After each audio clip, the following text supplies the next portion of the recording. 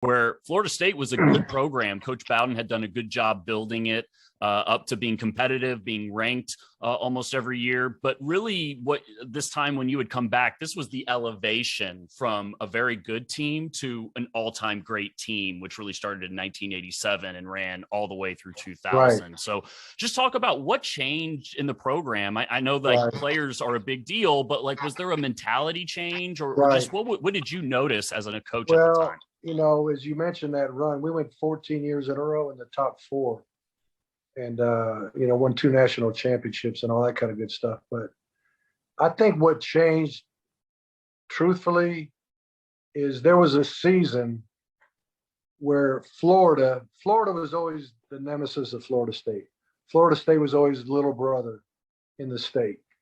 And even when it came to recruiting, if a kid wanted to go to Florida or Florida State, he went to Florida almost the entire time, especially when I first got there. But what happened was Florida hit a season or 2 where they got put on probation. And part of the probation is they couldn't be on television for 2 seasons. That just happened to be the same year Deion Sanders was coming out of high school. And you know, Deion, he wanted to be on TV. So he wasn't about to go to school that he couldn't be on TV. And so that class, we actually called it the Golden Class. And the reason why we called it the Golden Class, ironically, was just we had name tags on that magnetic board, you know, where we had these names, and it just, the color code happened to be gold for that class. But we signed a tremendous class, not only Deion, but a lot of other great players. And then continuing on with the Deion discussion, we had to decide where we're going to play Deion. We knew you could be all-world receiver, defensive back, whatever you wanted to be.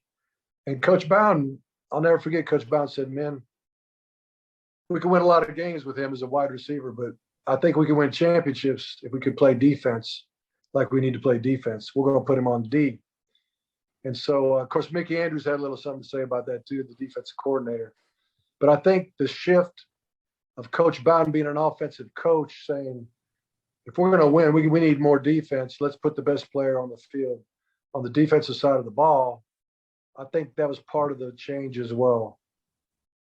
Yeah, I like that because, you know, obviously I was an offensive coach and I can relate to kind of the default feeling of putting him on offense. But I love that he was willing to change to kind of do something different in order to elevate the program. And obviously when you start having success, you know, you're going to deal with complacency or players or coaches feeling like they're responsible for that success. Right. So just kind of talk about how Coach Bowden led the team and how the coaching staff was able to avoid that complacency and kind of handle that success you guys were having. Well, before complacency sets in, you do have success, like you mentioned. And so success begat more success. The better we played, the better players we got. So that helped us for sure. But there was one off-season conditioning program that we had that we called mat drills, okay? And that was the thing that would keep everybody humble. It was very grueling, you know, 5:30 in the morning deal that a lot of people do, but we did it in such a way that if one guy messed up, you know, all 10 had to go back. It was very good in team building. And it was tough. And it was a situation where if you didn't want to do it, you had one other choice, and that was to walk out the door. You walk out the door, you're off the team.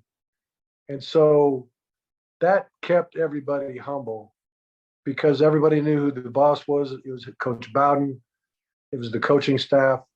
And it was not like an iron fist type leadership style. I mean, Coach Bowden led not from intimidation, but he led from compassion and love. I mean, these guys knew he loved them, but he was a lot more hard-nosed guy than everybody believed, and the ultimate competitor. So, you know, we as coaches, like the players, loved Coach Bowden as much as they did, and we wanted him to win, probably more than we wanted us to win. And I think that was true of coaches, players, and that was just the magic of Coach Bowden's style that people loved him enough to want to, you know, not have him be disappointed in us.